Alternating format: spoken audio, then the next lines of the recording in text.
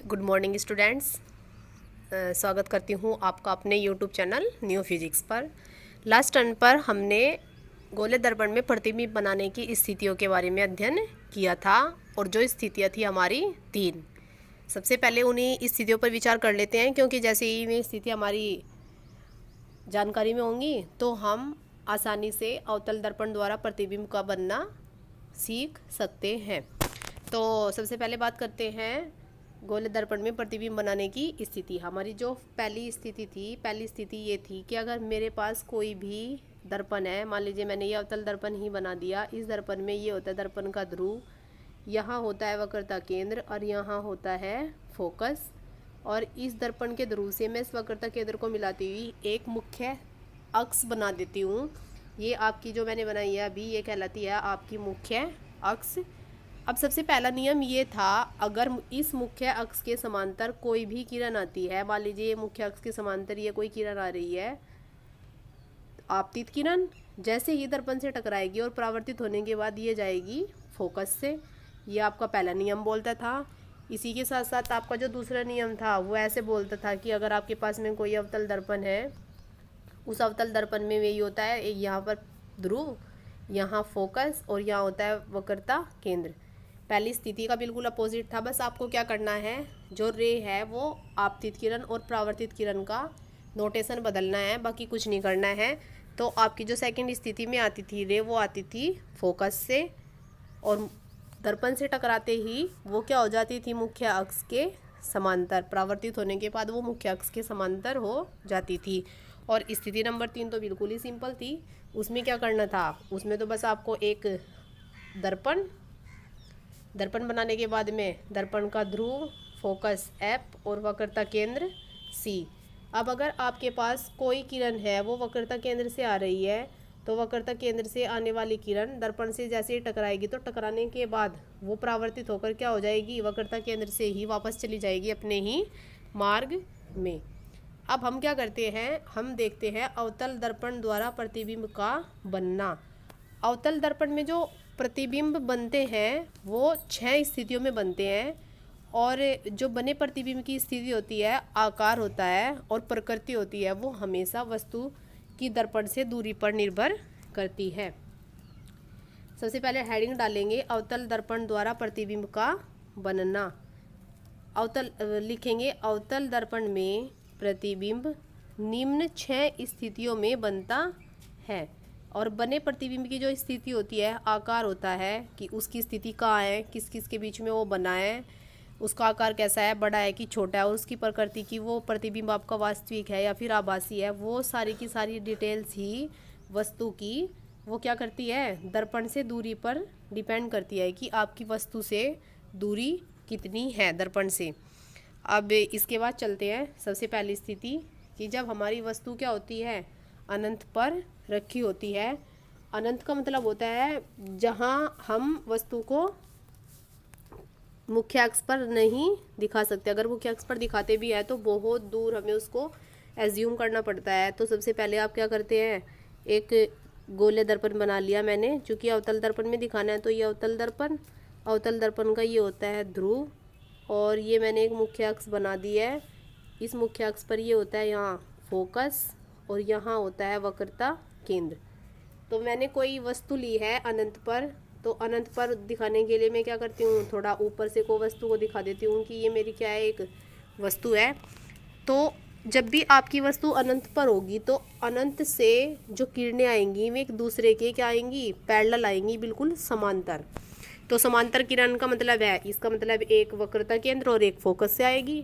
तो सबसे पहले हम बनाते हैं कि हमारी कोई किरण आई फोकस से, तो फोकस से जो किरण आ रही है वो फोकस से किरण आने के बाद ये तो आपकी आपतित किरण है।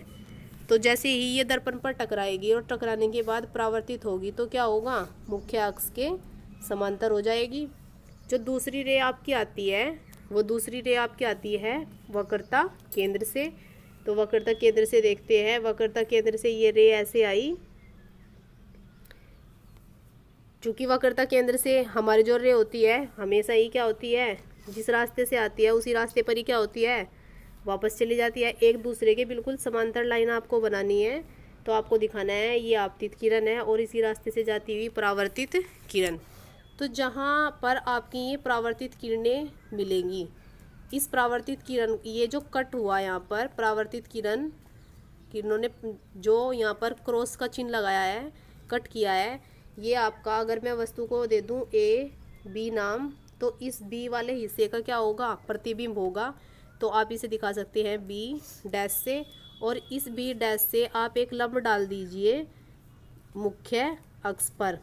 तो मुख्य अक्ष पर जैसे ही मैं लंब डालूंगी तो मुझे क्या पता चलेगा कि हमारा जो प्रतिबिंब है वो फोकस पर बन रहा है, और ये जो ए है, इस ए का हमें क्या मिलेगा, प्रतिबिंब मिलेगा ए डैश। तो इसका मतलब है मुझे ए डैश और बी डैश वस्तु का क्या मिला, इस ए बी वस्तु का संपूर्ण प्रतिबिंब प्राप्त होता है। तो आप क्या देखते हैं कि आपका जो प्रतिबिंब बनता है वो वस्तु से क्या बनता है, एक तो छोटा बनता है, ये तो उसका क्या हो चुका है, आकार। नंबर 2 पर स्थिति आपको दिखानी है, उसकी स्थिति कहाँ पर बनी है, स्थिति बनी है उसकी मुख्य फोकस पर।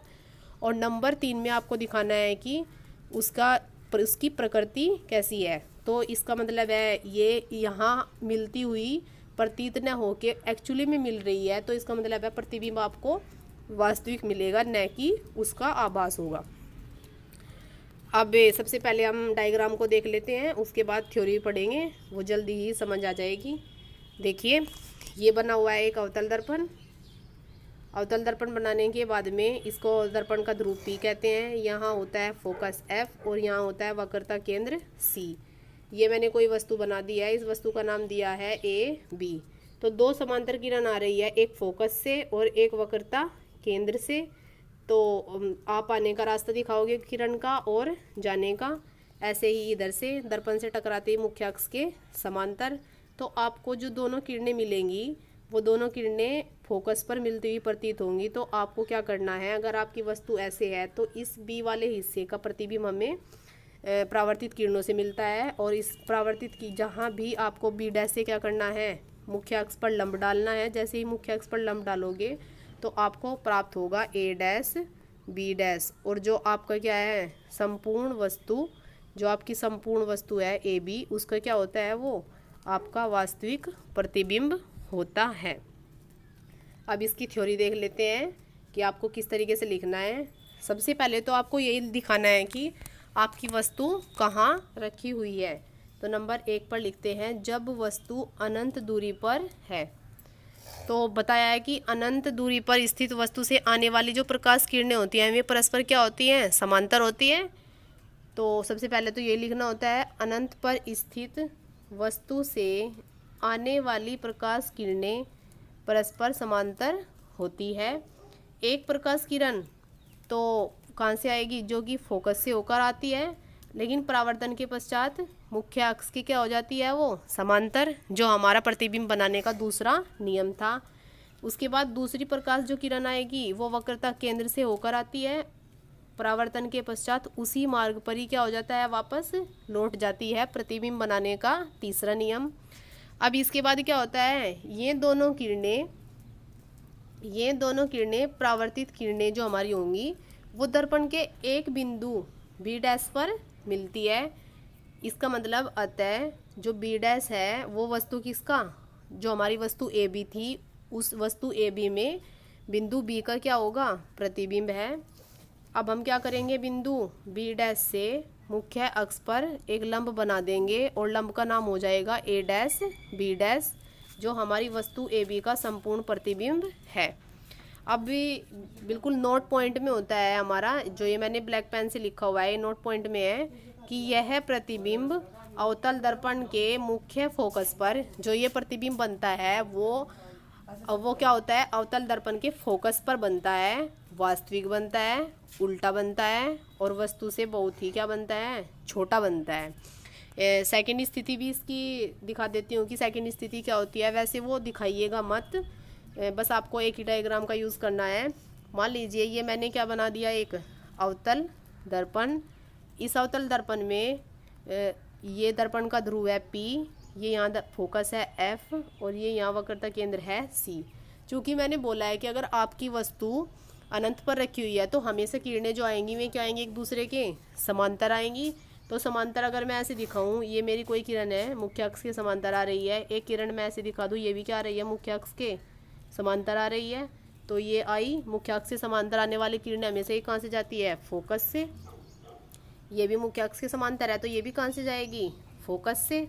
इसका मतलब है जो परावर्तित किरणें हैं वे कहाँ मिली, फोकस पर।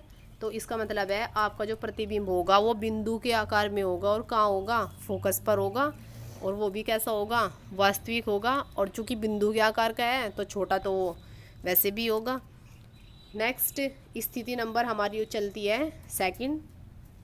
जब वस्तु हमारी कहाँ होती है, वक्रता केंद्र एवं अनंत के बीच। देखिए स्थिति 6 कैसे बनती है, एक बार वो देख लीजिए। कभी किसी बच्चे को ये भी समझ नहीं आए कि स्थिति 6 कैसे बन रही है। ये आपका है अवतल दर्पण। इस अवतल दर्पण में ये आपका दर्पण का ध्रुव होता है P, ये यहाँ फोकस होता है F, और एक यहाँ होता है वक्रता केंद्र। सबसे पहले हमें ये नहीं पता होता कि हमारी वस्तु कहाँ है तो हम मानते हैं उसे कहीं अनंत पर। नंबर 2 स्थिति में हमारे पास आता है वक्रता केंद्र। तो इसका मतलब है इधर अनंत है और इधर की साइड कहीं अनंत होगा और ये वक्रता केंद्र है। तो इसका मतलब है दूसरी स्थिति होगी अनंत और वक्रता केंद्र के मध्य। तीसरी स्थिति होती है वक्रता केंद्र पर। चौथी स्थिति होती है वक्रता केंद्र और फोकस के मध्य। पांचवी स्थिति होती है फोकस पर। और लास्ट स्थिति होती है फोकस और दर्पण के ध्रुव के मध्य यहाँ। तो इस तरीके से हमारे पास स्थिति नंबर 1, स्थिति नंबर 2, स्थिति नंबर 3, स्थिति नंबर 4, स्थिति नंबर 5 और स्थिति नंबर 6, ये 6 स्थितियाँ हमें प्राप्त हो जाती है और जिनको हमें डिटेल से पढ़ना है। तो हम आ चुके हैं फिलहाल स्थिति नंबर 2 पर।